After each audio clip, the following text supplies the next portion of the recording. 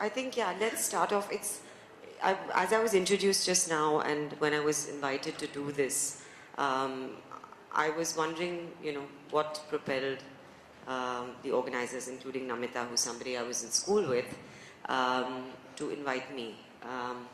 Then I read about these two very incredibly talented people on my left and right, and I think that their sort of pulse on youth and culture is something that I admire and can learn from and am inspired by. So let's begin with Palash, and let's talk a little bit about your book on the vagaries of drinking in India. Yeah. I think that I think we should start with who exactly is a millennial, since millennial is part of the discussion, the Sure. topic. What exactly is it? Millennials are what? Came of age around 2000? Is that a loose sort of definition of millennials? Who here is a millennial? Yeah. It's part of this millennial. No, yeah. So, no, because there are certain traits. I mean, my book about drinking wasn't really about millennials. It's just about drinking in India. But I think it would be a good precursor to sort of the discussion that we're going to have, which is drinking and drugs being cool. I mean, in that sense, we should define what really cool is. Yeah. And millennial. Yeah.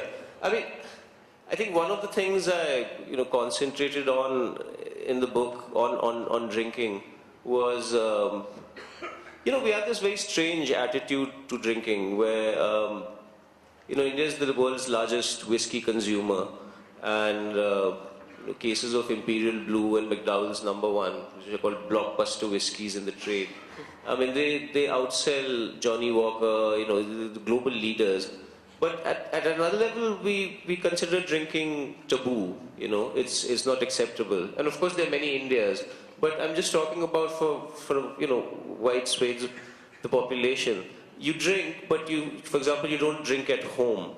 So I don't know, if you're in a small town, or even in Delhi, you'll see someone will buy a bottle of beer or a can, and then he'll be drinking just behind the theka. Or in Dehradun, I was taking a walk the other day, and I came across two people on a Friday evening, and they were sitting on the pavement with their backs to the road, the main road, and they were just sharing a quarter bottle of whiskey before they went home. So I mean, I've just been struck by this. There is something taboo about drinking. So we drink, but we don't sort of... I think that duality and sort of that dichotomy and slight hypocrisy exists pretty much across the board as far as we Indians go. And I think that drinking is definitely one aspect of that. What do you feel?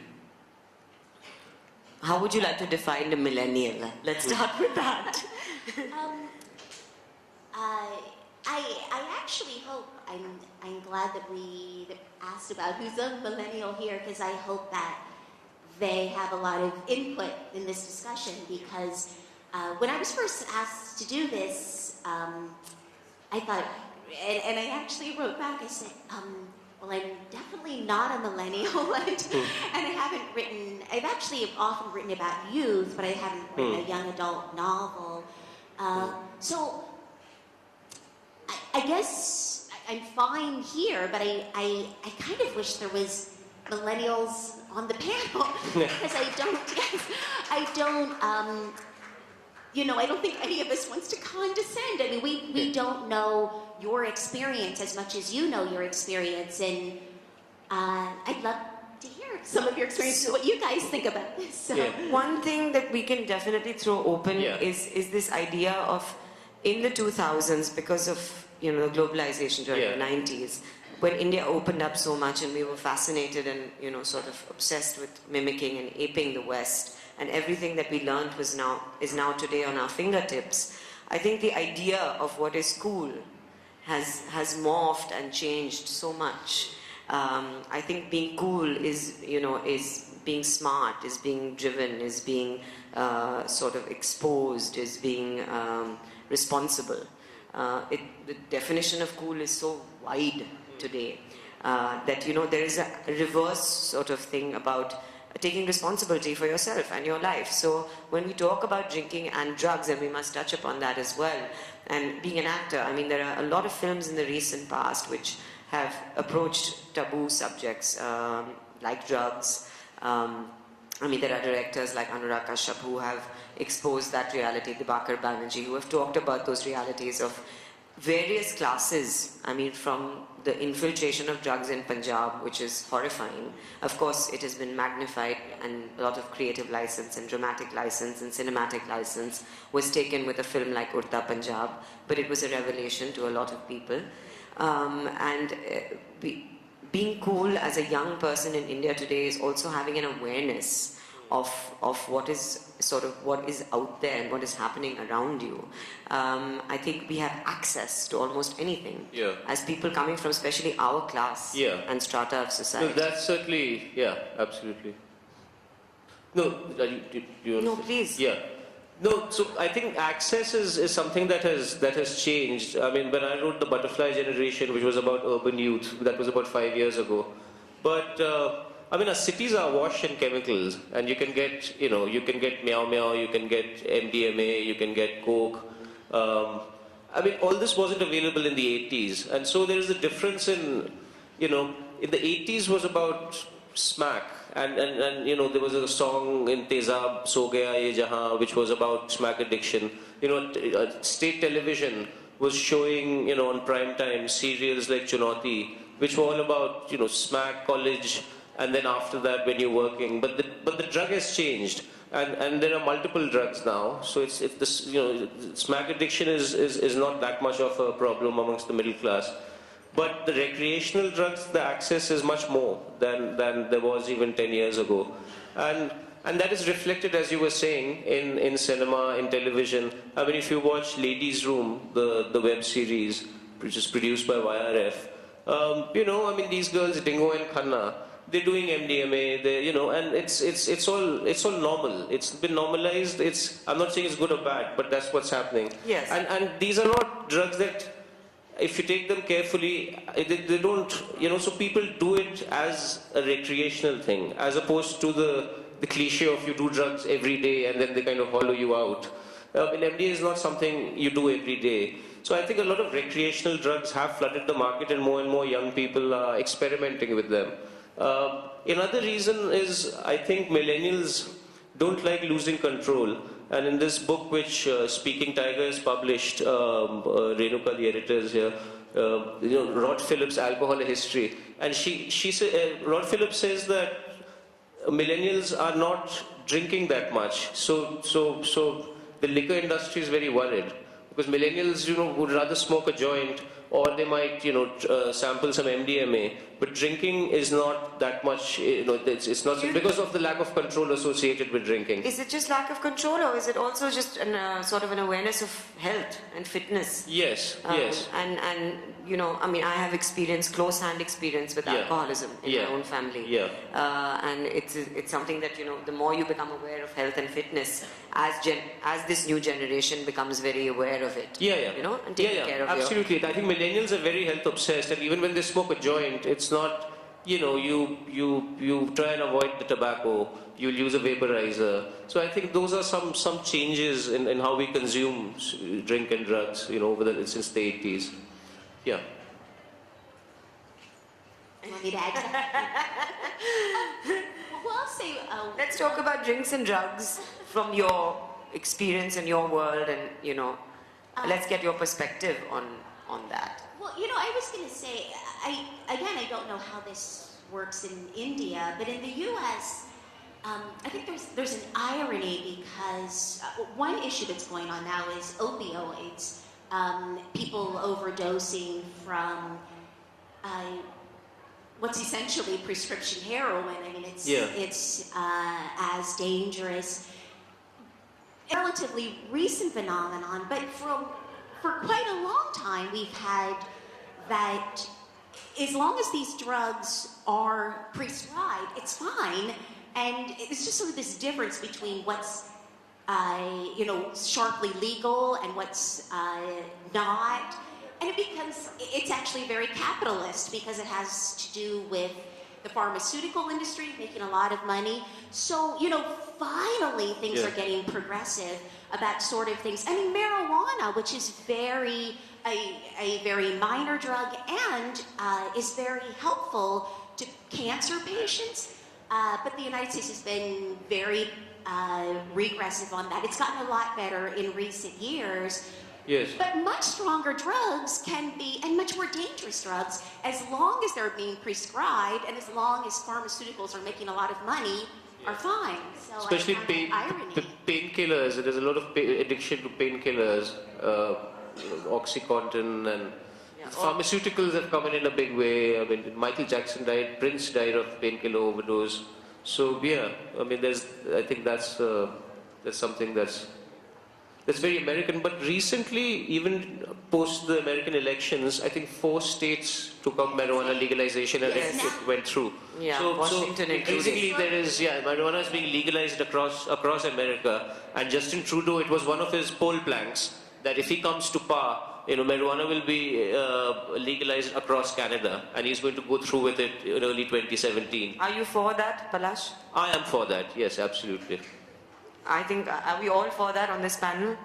For marijuana, of course. Legalization? Yes. What about you guys? And I have to say, I am a total nerd, and so I don't partake in it. But that does not mean that I judge somebody else who does. Yes. And it's something that's, that it's not a dangerous drug. I mean, again, there are issues of age, and you probably shouldn't be driving. Yeah. There were so many with alcohol. Yeah, So. there are so many medical benefits that people argue, and there are articles and theories about this, especially marijuana. But if we talk of other drugs, which is the over-the-counter stuff or the prescription stuff, which of course is a pharmaceutical, which is what the pharmaceutical industry is based on. How is there any sort of control or sort of, this self-control that we're talking about in this younger generation? How does that apply in that area? No, I didn't get the question. You're talking about pharmaceuticals? Over-the-counter or prescription drugs, which actually are rampant, I would say, because in India they're not legal. Yeah. In India, everything that is banned is more rampantly pursued at some level. There are also certain cultures get into certain drugs. Like in England, it's not a very Indian thing. Yeah. Now in England, they just love the ecstasy, and so ecstasy had its peak. What's called. Here we love a tharra and we love a. And then it kind of went out of the club culture. It wasn't around that much. And recently, England has seen a revival of ecstasy in club culture. Now that's something very specific to that island, and that youth culture really likes their pills. In America, I think it's more. The Adderall. I mean, a lot of American musicians I've met in Delhi, and they've been bringing it with them. And, because Adderall is for attention deficit disorder, and that's a new drug that has been, and that's really taken over. A lot of creative people in America have it because, it clears you up. You can work for long periods of time. Apparently you won't need to sleep. Students also have Sorry? Apparently a lot of students also have it. Yes, students also have it because, you don't feel tired and your mind's very clear. So that also ties in with the millennial thing of that you want to be productive. You don't want to, it's that whole thing of that you do drugs and you sort of, it cuts you, like smack, cuts you off from reality and you're not part of the mainstream anymore. These are drugs that, in fact, enhance your chances of being part of the mainstream in the sense you are functional, you're working at your peak. So this is a very interesting point that you brought up, Palash, because it talks about the very fine line between actually doing something where you're in control of yourself, again, which is something connected to this generation. So if you can be productive, and there's several people who can be productive, that is how mental health defines addiction. Beyond a point, it is if you can handle and you can function and you have your daily activities, your relationships with your family, your friends are all in order, and you can function with these things that you're doing, then it's okay. Do you agree that it's okay? No, You can I be mean, productive. this is a separate thing about, whether one endorses drug use or not. No, But, I'm not saying that you do it personally. huh. I'm not, this is not a personal, it's just, No, no, but, it's an but I'd like to talk from the personal thing is that, I mean, we all know that drugs don't work. I mean, but as something that, I think Jarvis Cocker, who's one of my favorite songwriters, has this song in which he says, this man is too erudite for me. and he says, I did experiments with substances, but all it did was make me ill. So, I mean, at the end of it, whatever goes up comes down, and anything will have a downer. And, if you do meow meow, I mean, the next 5 days, you're going to just feel like all hell is broken loose. So it's like, 25 hangovers rolled into one. So, I mean, you've got to be ready for that. If you have. because Indeed, it's got to be ready for that. Yeah. I mean, there were people like Freud and very functional people who consumed all kinds of That's true. drugs. Freud was using cocaine, and then right to the 60s, again talking about different cultures and the drugs they choose. Andy Warhol and all these guys were doing a lot of speed. And that speed also had the same thing that Adderall has, which is that you don't get tired, you paint all night. And so, so that's another interesting thing to discuss, the genius and sort of addiction and usage of drinking and drugs. Yeah, but also, Please go ahead. No, I also feel that with marijuana, we need to reclaim marijuana as our plant. What has happened is that in the 80s, we had American pressure that, the Americans had this whole thing of the war against drugs, and where they wanted to, link up the police of the world, and everyone was fighting the drug war together. And so, cannabis, which was a very Indian plant, is called cannabis indica. No Mahashivratri celebration or no holy celebration is complete without bhang. It's that plant. Now, there were state-owned shops in every state where you could go and buy your pot or your bhang. They would make the fresh balls. In Banaras, you can still have it. And they make it fresh in the evening, and it's a kind of a tradition to go there and have your thandai, or you have your. So in the 80s, it was Rajiv Gandhi was Prime Minister. They made it illegal, and they enacted this Narcotropic, Psychotropic Drugs and Narcotics Act, which is a draconian act, and which basically criminalizes the marijuana user and puts her on the same pedestal as someone doing hard drugs. And I think there is a difference. And, there is a difference. And it's ironic now that America and Canada are moving towards legalizing it, and there is no movement, there is no campaign to decriminalize marijuana. Which kind of goes back to the hypocrisy that we were talking about earlier. Because as you're saying, it comes from apparently the best hash in the world comes from Manala. And it comes, right? I can see a lot of you went and searched. Tittering and tattering. Manali, there's a place called Malana, which is even further north of Manali, which is almost like a very democratic but very sort of inclusive little place where the best hash in the world is What made. happens at the end of M cream? Do you find the cream? No. Palash, I was waiting for you to throw that in there. I was preparing for the session. I just saw it yesterday. You see, it was a mythical journey. Film in which she's acted. That's left to be seen. Part 2. This is a film called M Cream in which she's acted in, and they go in search of finding this really special hash somewhere up in the mountains. So it's part of the same, as you were saying, the sort of the hypocrisy that exists. There are other places. I was just reading that the Netherlands, Portugal have all decriminalized it, and I think that has worked in their favor. But in a country like India, representing the millennial, this new generation, I think that only we, or I'm not even part of you actually, I'm much older, but we can, sort of voice that change. Because see, honestly, hypocrisy exists in many stratas, in many traditional sort of areas of Indian culture. If you look at NRIs abroad, it's an interesting example I'll give you. When I was in college, I was at Yale University doing my undergraduate there, and I had a lot of Indian friends, and their families were very conservative, very traditional, and they were still holding on to an era that was, that they left 30 years ago or 50 years ago, and their children were completely rebellious and wild and wanted to experiment with every single thing. And that to me was so surprising, Prakash. It was like, and I've kept trying to explain to them that look, we are the same. India is, we have this image of our country that we have to, it's so sacrosanct that you have to preserve that when you go away and when you've been abroad for generations. And I think that's really, again, a big denial and a big hypocrisy. So I think in that sense, we have to also be a little confident of who we are, and like you said, embrace our own roots. And from Shiva and Parvati, we have been smoking ganja. So we should, accept that and be open about it.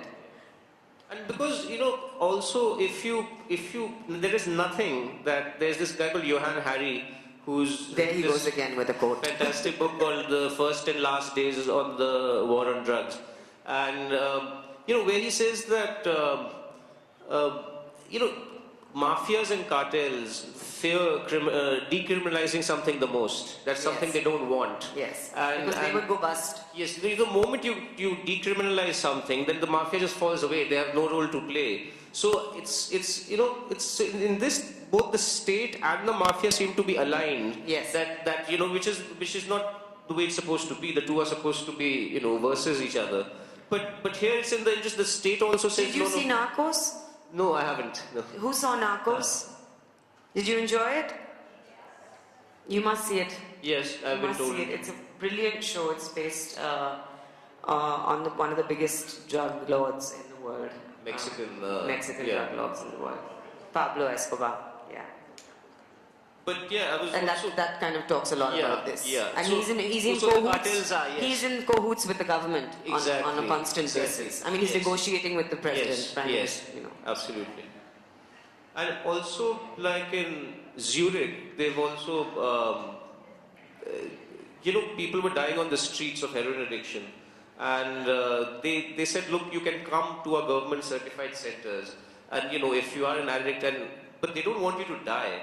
Yes. So they give you clean heroin, you get a certificate, and and they've brought down deaths from heroin to zero from legal heroin.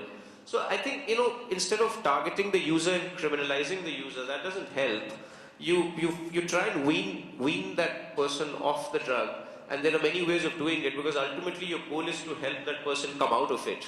And not to brand that person as an ordinary criminal, because that person is not a criminal. That person is harming himself or herself. Is self-destructive and has a problem. Yes. So, so this whole thing of prohibition, of banning something, something I'm in favor of. We saw it in the 1920s. Pure prohibition was probably the wildest time. Yeah. In America. The 1920s, the flapper age, when everything was being consumed illegally, was probably one of the wildest periods in this last century. So I think that controlling people is again linked to a certain kind of awareness that it's not a taboo. This recent film that I'm in, which is in theaters currently, is all about the central character finally being able to go for therapy. That's similarly, it's just such a taboo to accept that, you can go, you have mental health issues, you have problems, you can discuss them. You may be depressed, you may be addicted to something, you may have lost control. That's all. You may have lost control somewhere in your life. And it's okay to seek help. I think these ideas are also slowly changing in India. Should we open it up to the floor? Any questions, any thoughts? Yes. Go ahead.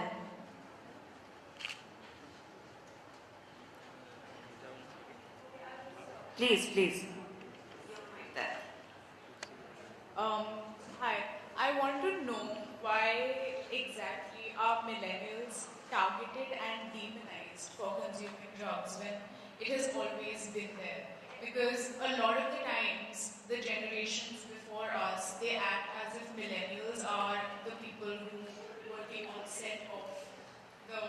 And also, I want to include some examples. For example, like the grunge rock era. Basically, Kurt Cobain sang about Polly, and before that, Hotel California by Eagles. And in 1950s, cocaine was sold on prescription as a cure for hysteria. And millennials aren't the ones who fought opium wars, or they weren't the ones who started wars because of drugs. Why are we the ones being demonized? Two things I'd like to respond, and of course, please respond as well. One is, why do you feel that we are demonizing you? In general, there is a perception that millennials are the ones who are the worst generation. You know, when there is access to the universe at your fingertips, I feel this as a young woman who's unmarried, who's not had a baby, but can see a lot of my friends having children around me. I feel a little bit scared about how I'm going to bring up my baby. Right? It's a very simple thing. It's a very personal thing. When you have access to everything, this sense of losing control or losing yourself is far easier. No one is saying that it wasn't happening and it's not been happening, like we mentioned from Shiva and Parvati's time. Mythology has it. Mythology, the Kama Sutra, talks about free sex, talks about drugs, talks about all kinds of things. So we are not demonizing you or this generation. We are just creating a sense of awareness, and we're very much accepting, like Palash mentioned. He mentioned many songs, many people, many authors who have been through this. We talked about Freud, we talked about all these people, 60s, 80s. 80s was the time of free love. I have friends who are in my 50s now, people living in Bombay, who used to tell me about walking down the street and smoking chillums, openly. And the cops would join them. So we are not condemning you as a generation. We are saying it has definitely been around all the time. And yes, there is, the thing is that today, when you have so much access and you have so much privilege, especially, I mean, let's talk about our own society, our own strata of society, where you want to rebel. How do you rebel? Do you find a voice and do you write like these wonderfully talented writers on my left and right, or do you act as I attempt to do? What do you do? Do you need to resort to drugs and drinking? Yeah. I mean, that's one part of it. No, I mean, please. No, I just wanted to add to it. I don't think millennials should be demonized. But there's this very interesting statistic, a recent report just last month, that says that millennial women have closed the gender gap in drinking. And so that is something that really belongs to this generation. And it's a very wide based study, and it clearly, the millennial women, because traditionally there's been a gap. Men have drunk more than women. Women are drinking now as much as men. Exactly. They've now, the women. That's great, man. Yeah. No. So millennial women have closed the gender gap, and because traditionally men always, sales-wise, the men were always ahead. And so probably men are not drinking that much, but millennial women are. Yeah. I wanted to talk about the whole here, the pharmaceutical and the capitalist point of view. Even in the generation before us, when media sort of got its hold on advertisements, and so at least now, advertising tobacco is not the way it was before. I mean, before ads, if you see the history of ads, you were cool if you wore a denim jacket and had a cigarette in your hand. And if you were a Marlboro man. Yeah. With a hat. So I wanted to talk about, I wanted to know your views, and since I don't mean to be mean or anything, but we weren't born at that time, but you all were there. So how did it affect you all personally? I just wanted to know that did y'all in any time of your life also be influenced by these advertisements? And and as I stated before, we are this generation, when we started the talk and you had talked about being cool and being aware, that we are more aware of our choices, that so did it affect, do you think that at your time there was that it was a big deal, that smoking was a trend and that we should try it for the sake of it being a trend? I would like to let them answer first, and then I'll add something. Do you want to? I'm actually glad you brought up smoking, because I was thinking about that. Because, I mean, that sort of goes back to the drug thing, that if anything should be illegal, that's the big killer. Essentially, why isn't that illegal? Why? It's the huge killer in every way compared. I actually had these statistics once because I wrote a play about the war on drugs, and it was something. Can I do it? Can I do it? And it was, something like, this is the U.S. statistics, but like 400 some thousand deaths a year from cigarettes, 200 something or 100 something from alcohol, because that had to do with drunk driving, not drinking itself so much, but mostly drunk driving.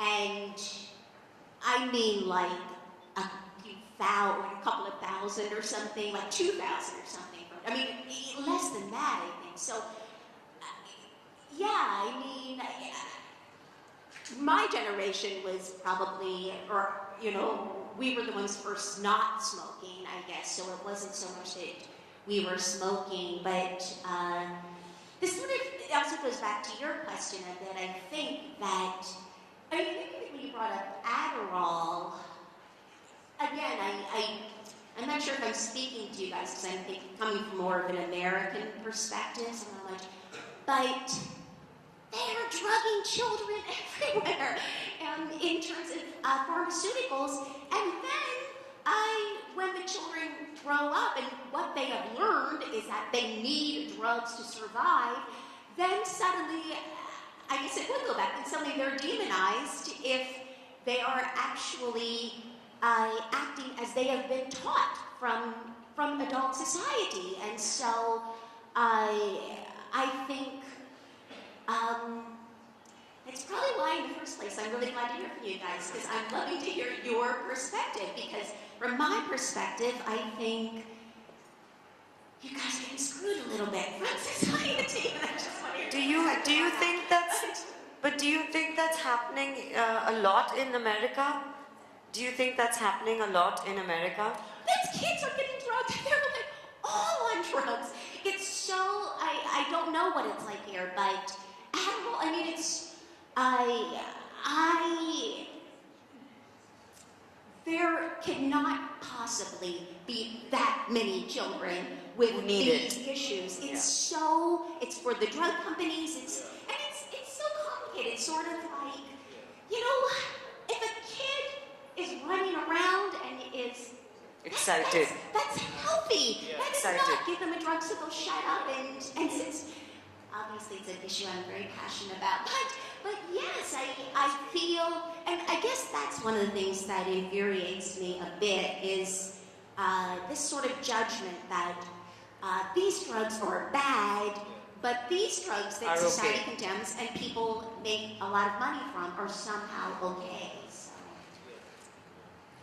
No, I've heard about that, about 6-year-olds being put on medication for attention deficit disorder. And it's a strong medication. Yeah. Which is, then you think about big pharma and how they're kind of manipulating and just getting them at a very young age. And it's basically drugging a population but doing so legally. But I think the question was, there was also something about your role models.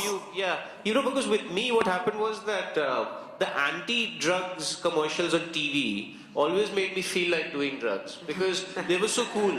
And in the 80s on Doordarshan, there was not much music, that pop music. There was this Krishi Darshan and then Chitrahar, and then there was no. So the only time you heard some disco music or something, which was really Western, was in an anti-drugs commercial. There was one called "Drugs a Dead End," and this kid is going up a staircase, and he's really dressed in a nice jacket and flared trousers, and he's going, and this music goes tick chick tick chick tick chick tick chick tick chick, and and we were there, and at the end he opens a door and a skeleton falls out.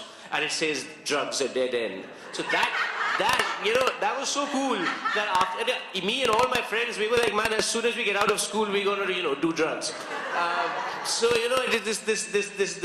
These commercials really backfired. This was a, classic case of, real to real. Parash, can I put you on stage? Sorry? Can I put you on stage? Yeah, why not? There was another one, with a cigarette in my hand, I was a dead man. Yeah, I remember that. And that was also just incredible, and everyone just wanted to be a dead man there and there. So I think, I don't know, the government was just getting it all. I mean, the heart was in the right place, but at least with me, it was just making me want to do the opposite. I think the writers of those ads were all on drugs. Yeah. Any more questions? Yeah, please. So I have a part comment and part question about why millennials drink alcohol.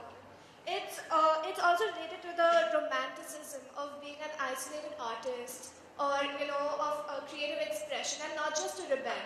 And what I feel is that the transition generation, or like the beyond transition generation, or parents, or that age, they have internalized this fear of rebellion and they project it onto us instead of just being open about it. And hence this sort of fear that we will use drugs and alcohol to rebel exists within the... So does that mean they don't accept you using it even within... Yes, precisely. So does that mean there's an added fear? Well, I'm just clarifying. Yeah, well, it is part fear of the substance and part fear of not understanding what we, our usage. I think that's, as far as from my experience goes, that's a very purely parental concern. When I was 17, 18, I used to drink and drive. I used to come home at 4 in the morning. My parents were fine and I went off to college right after high school. When I came back from college 4 years later and I was 23 or 24, suddenly they became very concerned. They said, you have to go everywhere with the driver, you can't drink and drive. And I said, what happened to you when I was 16, 17? So you've got to also remember that parents are fallible. What comes from a place of concern and fear is genuine concern and fear for the most part. That's my personal experience. But the other panelists also answer your question. I'm not exactly clear on what you are asking about, why they feel like they need to control you more? Why we feel like the older generation does not understand or does not openly communicate with millennials with regard to usage of drugs and alcohol, or within reason. They probably don't understand it. Just like they don't understand mental health in India for a while. My sister is a psychoanalyst and it's something I feel very strongly about. But they probably don't understand it, especially if they've never experienced it. It is a fearsome thing. To them, anything is a fearsome thing. Their child, touches some alcohol, or for most Indians, I'm not talking about exposed people, I'm not talking about highly educated exposed people. I'm talking about the large majority of India, and not even the lower classes, mostly the middle class. Who have that sort of conservative way of looking at things. Yeah, but also in America, there's a lot of recent reports say, because you might be talking about here in India, but millennials in America, this generation is supposed to be much closer to their parents than at any other time. More young Americans are now choosing to live at home, and you can only choose to live at home as an adult. Because a lot of millennials are living at home. It's the highest than at any point in American history. And so, for that to happen,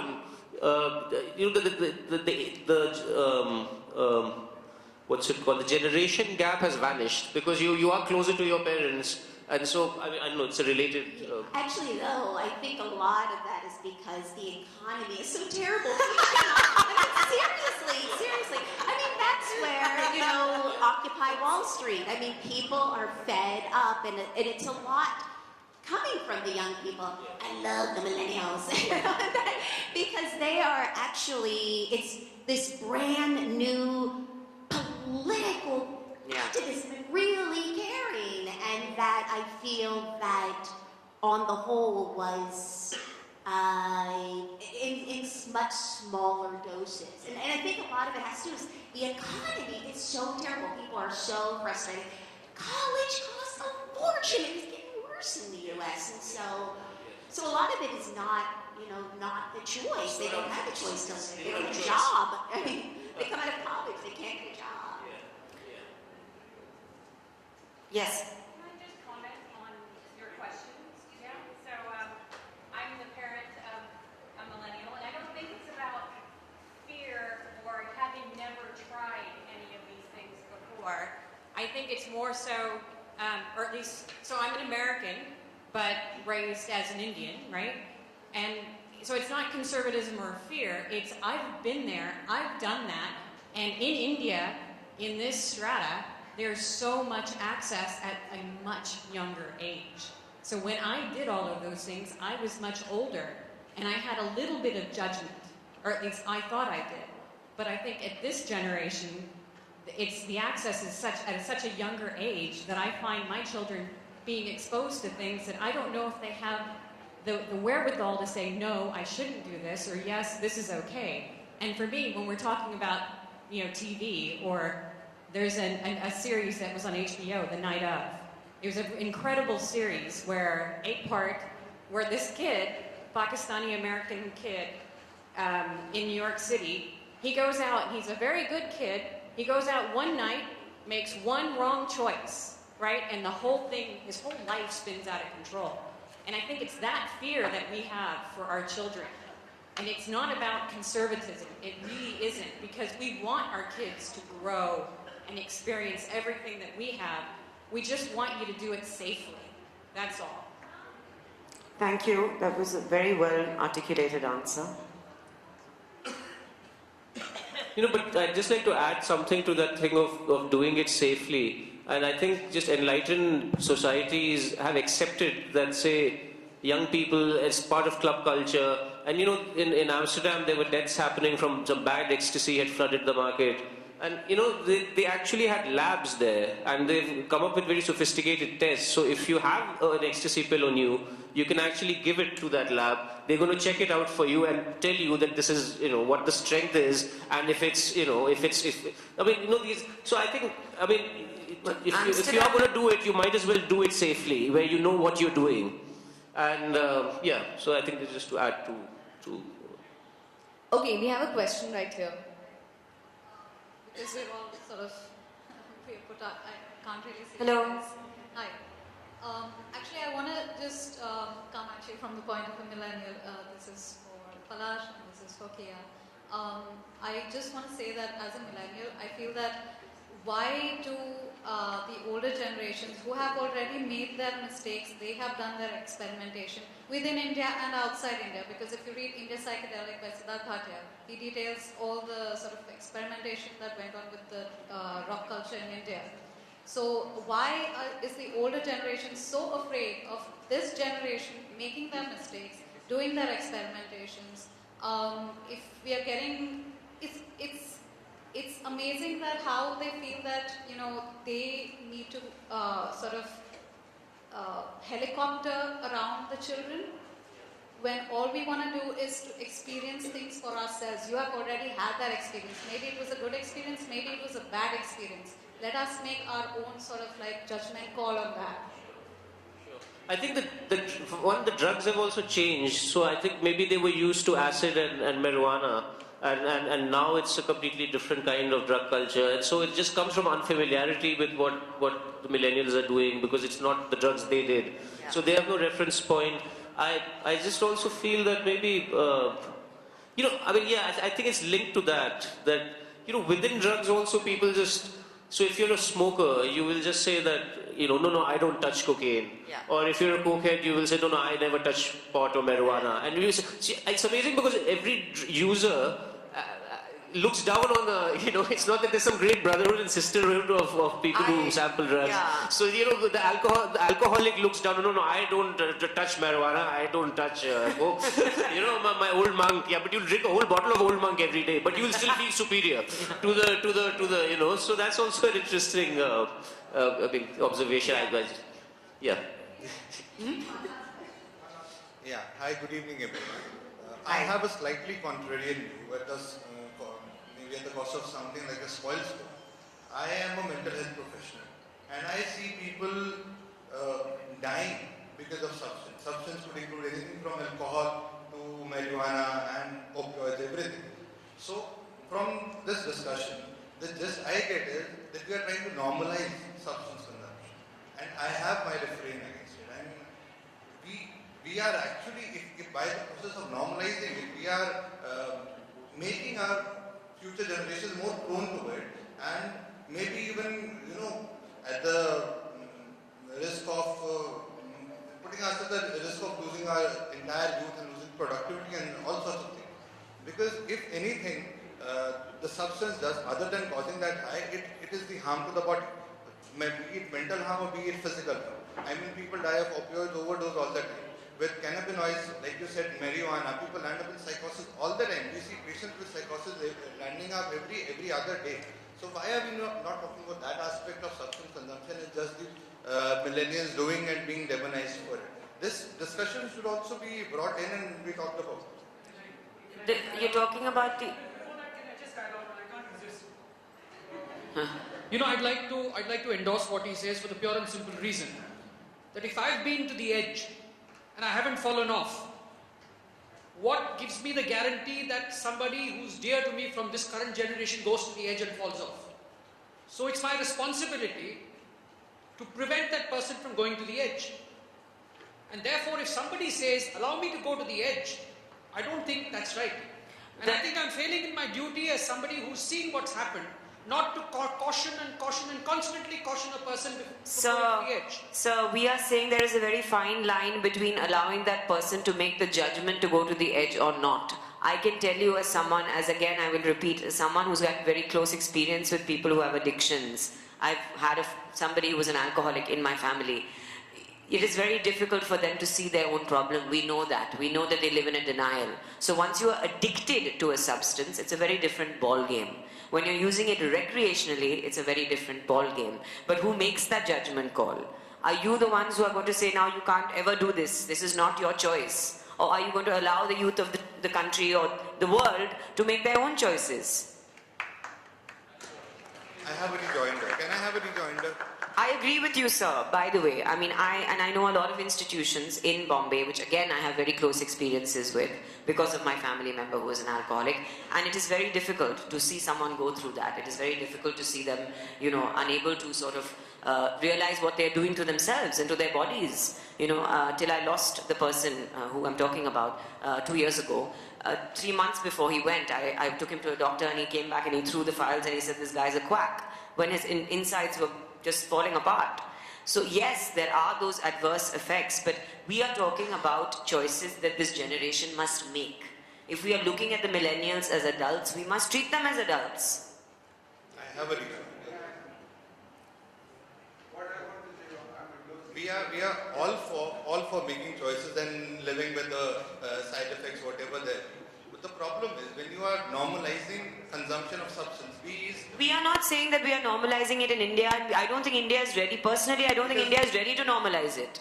I'll tell you something. Medically speaking, if you consume something as petty as nicotine on a daily basis, even that opens up a gateway to consuming something as cigarettes are the worst habit in the world, but the tobacco companies, it's all connected. It's all political. That is a different ballgame. Yeah, we're not even talking about that. That's a separate discussion.